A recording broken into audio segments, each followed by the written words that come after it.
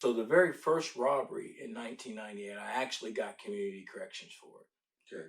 Because I was on probation for something else and I violated my probation.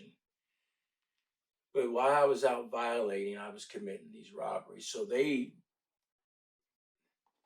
had sent DNA off for these robberies, but hadn't communicated to the judge or the prosecutors what they were doing. And so when I violated for a dirty way for that one case, just call it possession of something, whatever, they sent me to boot camp. That was my punishment. Instead of prison, we're going to send you to boot camp. If you make it out of boot camp, you got to come back home. Okay. If you don't, you're just going to go do your sentence and we'll be done. So anyway, in boot camp, you had to have a red hat to graduate. And it's military shit. Sure. So I ended up getting my red hat and graduating. Like there's two graduations, your green hat, and if you choose and want to go higher, you can get your red hat.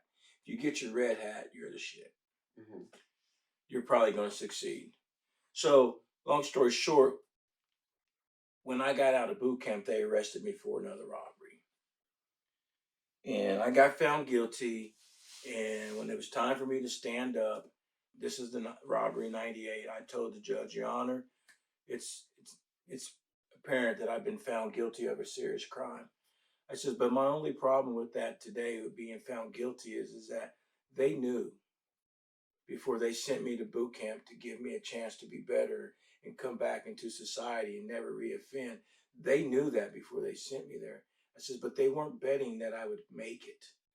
I says, Your Honor, I got my red hat. I made it. I went a step higher.